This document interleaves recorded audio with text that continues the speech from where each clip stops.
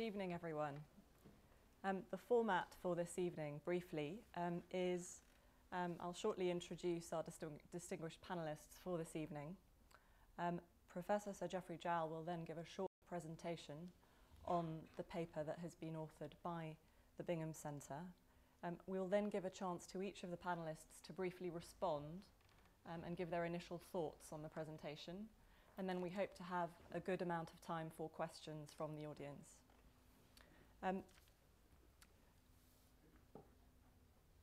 My name is Naina Patel. I'm a fellow of the Bingham Centre for Rule of Law and a barrister at Blackstone, as Mr. Al-Mayat has said.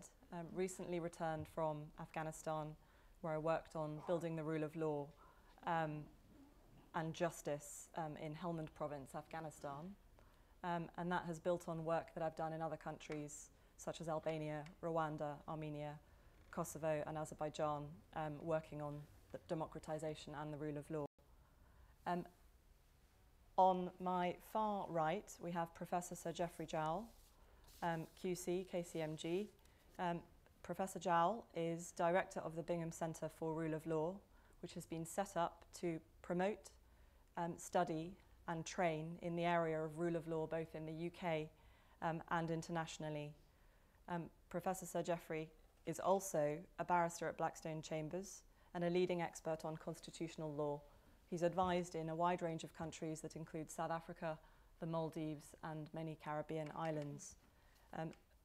Professor Jowell was also, until very recently, the UK's representative on the Venice Commission for Democracy Through Law, where he assisted with the constitutions of a number of former Soviet Union countries, including Serbia and Bosnia.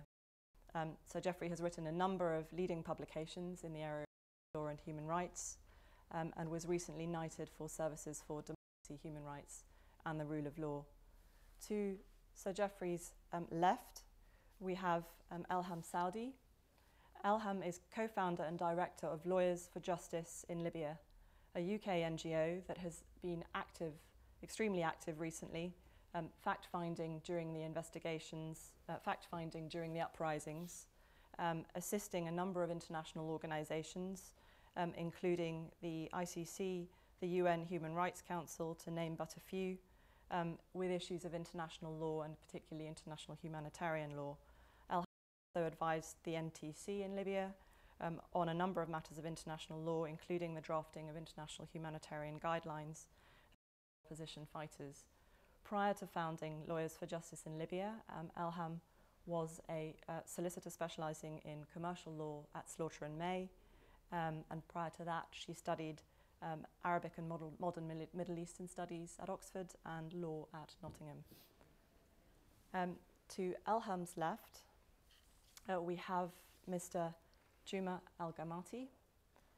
Mr. Al-Ghamati is both a political activist and an academic.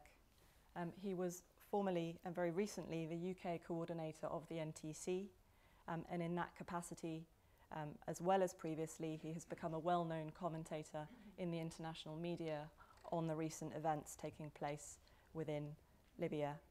Mr. Al-Ghamati has a PhD in political science from Westminster University, which has focused on brain drain in Libya and its impact on democracy and human development. Mr. Al-Ghamati recently returned to Libya for the first time in 31 years and took part in an active programme of training and awareness raising on issues relating to democracy and the rule of law. To my left, we have Mr. Abdelmajid Mayat. Mr. Mayat is a prominent Libyan lawyer specialising in commercial law, qualified in Cairo, Paris and the United States. Prior to specialising in commercial law, Mr. Mayat was the youngest ever Libyan judge in the Tripoli Primary Court in 1959. He has also held a number of prominent positions, including on the Tripoli Municipal Council, on a Libyan electoral committee, a representative of the Libyan Bar Association, a senior member of the Libyan Chamber of Commerce, and an ambassador at large for the Ministry of Foreign Affairs.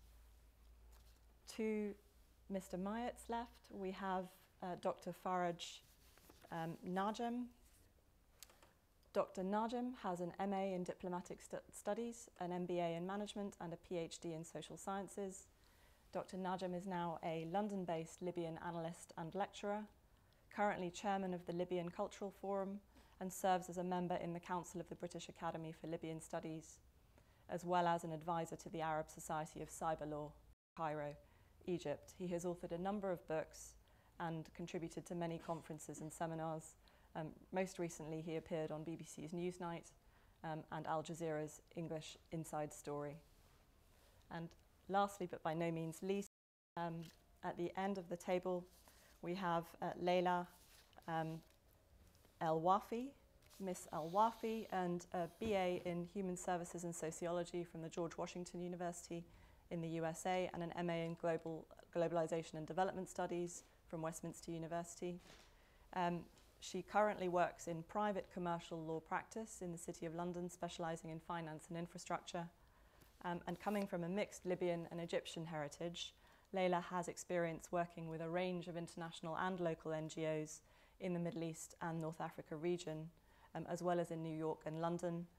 And examples of organizations include Amnesty International, Women for Women International, UNICEF, and the Arab American Family Support Center.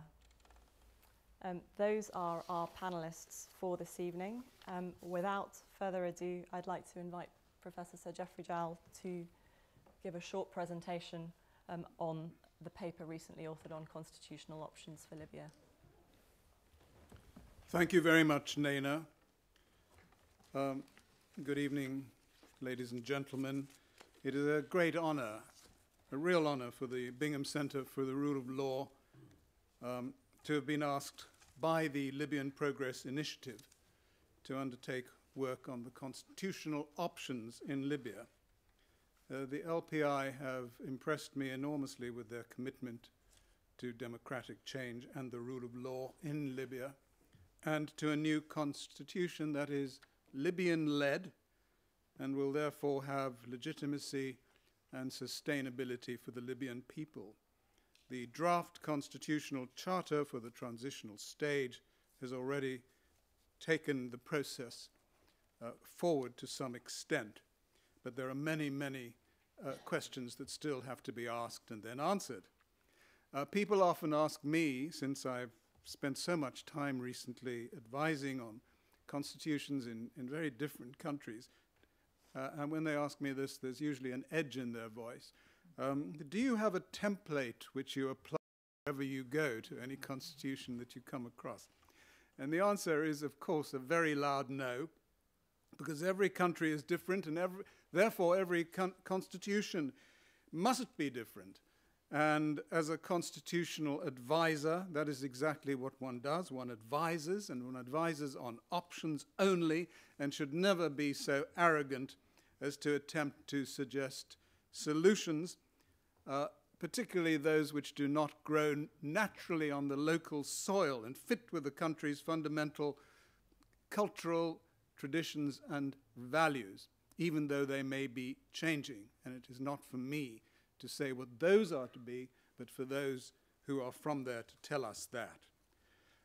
Constitutional renewal can take different forms, but I think the most challenging form is the one it is about to take in Libya today, which resembles that of South Africa in the early 90s, when the obscenities of the apartheid system were swept away, albeit in a relatively peaceful fashion. And the country is then faced with a clean slate. This provides tremendous opportunity, because you can decide what you want to build without too many constraints. But it also provides challenges, because there are so many options open. And if the process is not handled well, that can lead to internal disputes, and various vested interests will want different solutions to suit their ends, and no doubt this will happen, just happened in South Africa, and the challenge is to come through it, and to come through it with consensus. During the process, I was very much involved in the South African constitution. You will find that people from all over the world offer their advice. In South Africa, it was the Americans who came in and said, we've got the best constitution in the world. The Germans then came in and said, we've got the best constitution in the world, and please adopt what we are offering you, and we'll provide the money to put it into your constitution. And the South Africans very wisely said, thank you, but no thank you. We're going to form our own constitution. We hope to take some of yours, possibly, if it fits, and we'll try and cherry pick and take the best of all constitutions. And this was Nelson Mandela's great achievement. Not only did he achieve consensus after some very dodgy moments, but the South Africans became creative enough to devise their own constitutional dispensation, which has in turn become a model for the world, and something, again, here that Libya might want to look to or might not want to. But this is the process that I see myself involved in here as providing options, and it was made clear from the beginning that these were simply options.